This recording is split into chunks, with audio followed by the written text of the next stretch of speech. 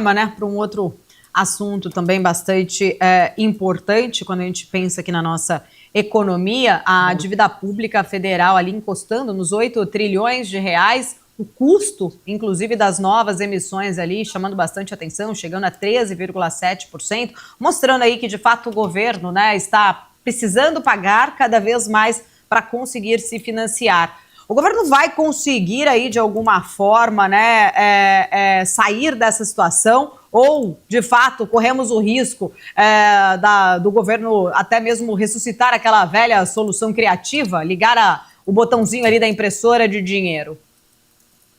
Paula, você é testemunha ocular do meu lado, eu sempre dizendo que existem apenas três maneiras de resolver o problema fiscal. Uma é apertando o cinto, cortando gasto. A segunda é aumentando imposto, que a gente já fez de toda sorte aumento de imposto. Estamos agora batalhando no Congresso Nacional a possibilidade de aumento de imposto para quem ganha mais de 50 mil reais por mês. Fizemos todos os tipos de fechamento de brechas, etc. Só que a gente não olha o problema real, que é o lado da despesa, né? Despesa corrente, crescendo, tudo isso. E a terceira maneira de resolver o problema é a maneira mais imoral, nefasta e insidiosa, que é o imposto inflacionário. Todos os governos populistas acabam por recorrer a esse imposto. E o governo atual, por ser um governo populista, vai fazer, tem feito. Não tem para onde fugir.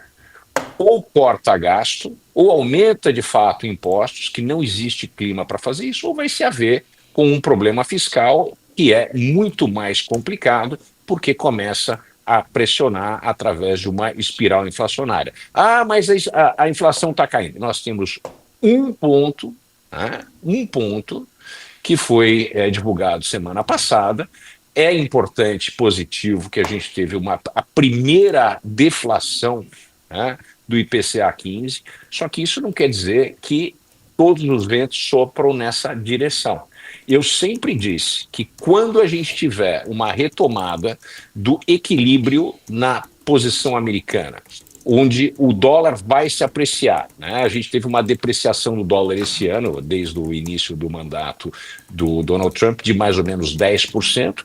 A gente teve essa ajuda, esse alento por parte do dólar. No entanto, isso não deve ser a tônica, isso não deve perdurar por muito tempo.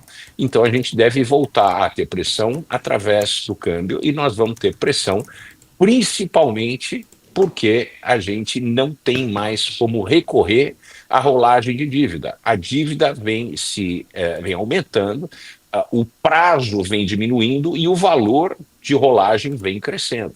A gente tem que lembrar que hoje o pagamento de juros no Brasil já é o item número 1 do orçamento. Quer dizer, não é viável continuar dessa maneira. E não adianta o governo culpar os bancos, culpar a Faria Lima, culpar os investidores, porque o problema está em quem toma, não é quem empresta. Quem empresta é a solução. O rentista. O rentista é o que você quer, é quem consegue colocar dinheiro na mão do governo para fazer as suas obras. Se o governo gasta mais do que arrecada, não tem outra maneira. E é isso que a gente está vendo. Outra coisa que é muito importante ver, né, é a abertura da conta nominal, né, que é o gasto total do governo. A gente não pode mais falar de primário no Brasil porque o primário perdeu sentido. Né? Todo dia tem alguma coisa que está fora da conta primária.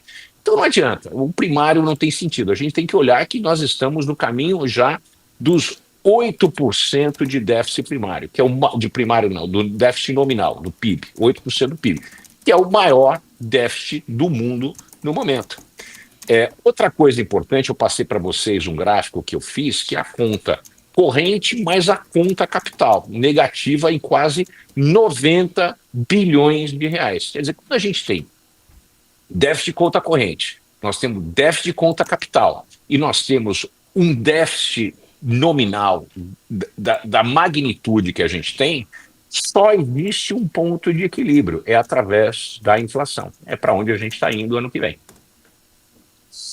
Ô, Mandic, existe aí, de fato, um limite desse modelo, né? Você falou ali no ano que vem, qual seria, né, o passo, né, ali, o tempo que a gente teria, de fato, né, para essa correção não vir aí por essa forma, ou não tem mais jeito, né? Não tem mais nem como pisar ali no breque e tentar reverter este cenário.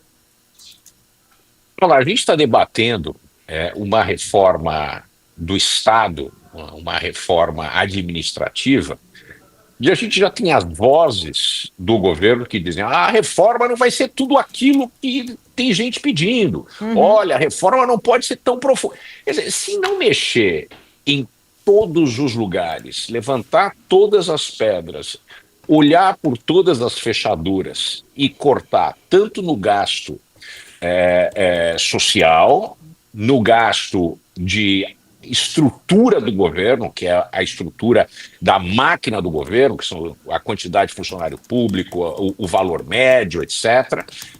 E se a gente não olhar também no gasto fiscal, nós estamos falando de um gasto fiscal que nós estamos chegando perto de 6% do PIB com esse gasto fiscal. É inviável.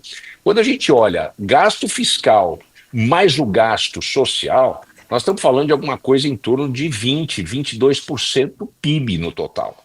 Não é possível continuar com isso. E, pelo outro lado, nós temos um engessamento que força a mão do governo a gastar.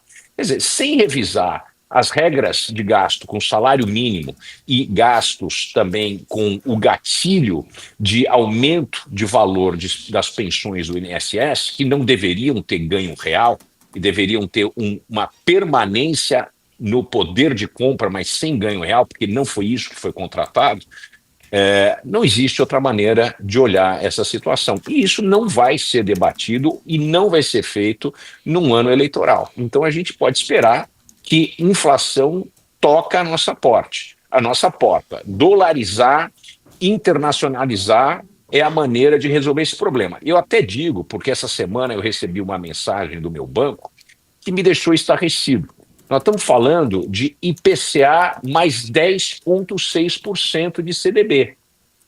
Quer dizer, quando um banco olha e está falando já de pagar IPCA mais 10,6%, é a Faria Lima dizendo para você: não vai dar bem, isso vai dar ruim. Não é possível que isso seja sustentável, não é no largo prazo, é no curtíssimo prazo. Então eu não tenho a bola de cristal, mas eu vejo que existe um muro que se avicina da gente cada vez mais próximo, chegando mais próximo, que a gente vai bater de cara com esse muro, e esse é o muro que não vejo demorar mais do que 2030 para poder chegar. Acredito que seja antes. Só que nós vamos ter mais um voo de galinha com esses crescimentos que a gente fala: crescemos 3%. Crescemos 3% por impulso fiscal. Né? Nós tivemos muito pouco investimento. O investimento é plantar o futuro para colher now. Hoje é o futuro. A gente não fez isso. A gente não fez o investimento necessário, a formação a formação de capital necessária para que a gente possa colher. Nós estamos voando muito acima do radar. O radar já viu a gente há muito tempo.